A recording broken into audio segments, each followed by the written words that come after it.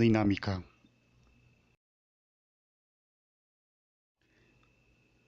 Pero, ¿qué significa la palabra en sí? Termo significa calor, dinámica significa movimiento, termodinámica, movimiento del calor. Ciencia de la transformación de calor y energía, parte de la física que estudia los fenómenos que interviene la energía térmica. Temperatura y equilibrio térmico. La temperatura es la energía cinética interna media de un objeto, debido al movimiento de las moléculas de un objeto. Cuando se calienta algo sólido, líquido o gas, sus átomos o moléculas se mueven con mayor rapidez. La temperatura se mide en grados Celsius, Fahrenheit y Kelvin. El equilibrio térmico es el hecho que dos sistemas en contacto tengan una temperatura uniforme. Un ejemplo claro de esta circunstancia son dos cuerpos que en contacto llegan a alcanzar una misma temperatura. Bueno, ahora veremos un ejemplo sobre el equilibrio térmico para entender mejor este concepto.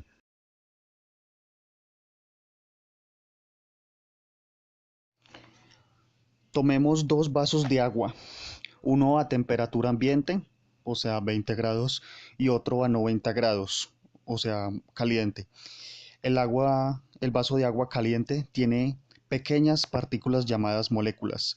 En una sola gota de agua hay trillones y trillones de moléculas. Ahora, a nivel macroscópico, el agua, cada uno de esos círculos representa una molécula de agua. Solo observen moverse. Eso significa que tienen energía interna, pero como se mueven despacio, es porque no tienen mucha energía. Ahora hablemos del agua caliente. Al calentar el agua, eh, la energía interna del agua se incrementa y por lo tanto la energía de sus moléculas también. Observen el agua caliente. Si agregamos energía por medio del calor, éstas se moverán mucho más rápido que con el agua fría. Pero cuéntenme, ¿qué sucederá si mezclamos los dos vasos de agua? Pues lo que sucederá es que tendremos un congestionamiento, es decir, que habrá moléculas moviéndose muy rápido y otras moviéndose más lentamente.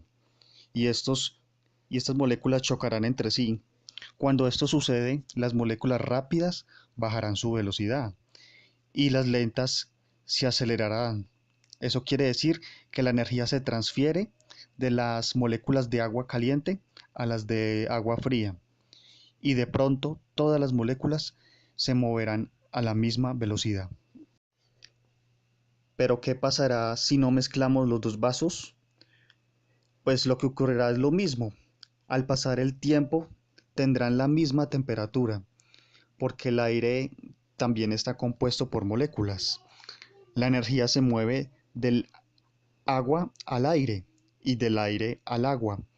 De igual forma que con el ejemplo anterior, eventualmente estos dos vasos tendrán la misma temperatura y esto se conoce como equilibrio térmico.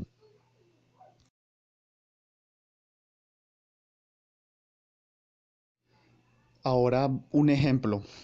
Una muestra de 50 gramos de cobre está a 25 grados centígrados. Si 1200 joules se le agregan por calor, ¿cuál es la temperatura del cobre? Podemos considerar el calor específico del cobre como 387 joules por kilogramos por grados centígrados.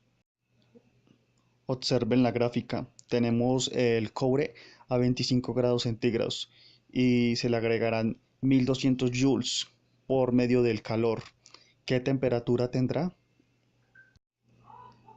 Para resolver esta incógnita recurriremos a la fórmula general de la primera ley de la termodinámica, que es Q como la cantidad de calor expresada en joules, M es la masa del objeto, C el calor específico del material delta de T como la variación de la temperatura.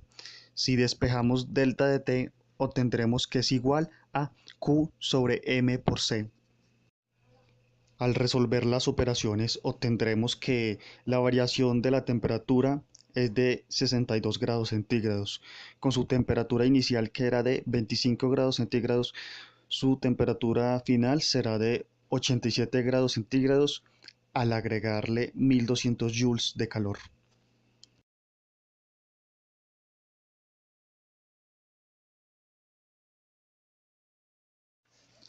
Ahora hablaremos sobre la expansión térmica. La expansión térmica es el incremento en el volumen de un material a medida que aumenta su temperatura. Por lo general se expresa como un cambio fraccionario en las medidas por unidad de cambio de temperatura. La expansión térmica es una consecuencia del cambio en la separación promedio entre los átomos de un objeto. Tipos: la dilatación lineal, la dilatación superficial y la dilatación volumétrica. La dilatación lineal es aquella en la cual predomina la variación en una única dimensión, es decir, en el ancho o altura del cuerpo. Para estudiar este tipo de dilatación, imaginemos una varilla metálica de longitud inicial L sub 0 y temperatura θ sub 0. Si calentamos la varilla hasta que sufra una variación delta de θ, notaremos que su longitud pasa a ser igual a L. Dilatación superficial. La dilatación superficial es aquella en que predomina la variación en dos dimensiones, es decir, la variación del área del cuerpo debido a la intervención de un cambio de temperatura. Y obtendremos que delta de S sería la variación de la superficie, S sub 0 la superficie inicial, beta el coeficiente de dilatación superficial, S la superficie final y delta de T la variación de la temperatura. Dilatación volumétrica. Es el incremento del volumen en tres dimensiones de un cuerpo en forma de un solo sólido geométrico por su aumento interno de temperatura. Y está dada como delta de B como la variación del volumen, B sub 0 como el volumen inicial, Y el coeficiente de dilatación volumétrica, delta de T como la variación de la temperatura y B el volumen final. Ahora observemos este ejercicio. Un alambre de cobre tiene una longitud de 50 centímetros a 15 grados centígrados. ¿Cuál será su nueva longitud cuando su temperatura aumente a 55 grados, siendo el coeficiente de dilatación del cobre de 1.7 por 10 a la menos 5? Así que delta de L es igual a L sub 0, que es igual a su longitud inicial, por alfa, que es su coeficiente de dilatación del cobre, y delta de T la variación de la temperatura. Al pasar de 15 a 55 grados, su nueva longitud será de 50,034 centímetros. Para finalizar, hablaremos sobre los mecanismos de calor. La física entiende el calor como la energía que se traspasa de un sistema a otro o de un cuerpo a otro, una transferencia vinculada al movimiento de moléculas, átomos y otras partículas. Aquí podemos observar en esta imagen los diferentes mecanismos de transferencia de calor, radiación, convección y conducción. Las leyes de la termodinámica tratan de la transferencia de energía, pero solo se refieren a sistemas que están en equilibrio. Por ello, permiten determinar la cantidad de energía requerida para cambiar un sistema de un estado de equilibrio a otro. Pero esto no sirve para predecir la rapidez con que puedan producirse estos cambios. La transferencia de calor complementa la primera y la segunda ley de la termodinámica, proporcionando métodos de análisis que puedan utilizarse para predecir esta velocidad de transmisión. Por radiación. Es el calor emitido por un cuerpo debido a su temperatura. En este caso no existe contacto entre los cuerpos ni fluidos intermedios que transporten el calor. Simplemente por existir un cuerpo A, sólido o líquido, a una temperatura mayor que un cuerpo B, existirá una transferencia de calor por radiación del cuerpo A al B. Para que este fenómeno se perciba, es necesario que un cuerpo esté a una temperatura bastante elevada, ya que la transferencia térmica en este caso depende de la diferencia de temperaturas. Por ejemplo, el Sol, su temperatura absoluta es tan alta que hace que la transferencia por radiación sea muy importante. Por convección, en este sistema de transferencia de calor interviene un fluido, gas o líquido, en movimiento que transporta la energía térmica entre dos zonas. La transmisión de calor por convección puede ser forzada, o sea, por ejemplo, a través de un ventilador de aire o bomba de agua se mueve un fluido a través de una zona caliente y este transporta el calor hacia la zona fría. También puede ser natural.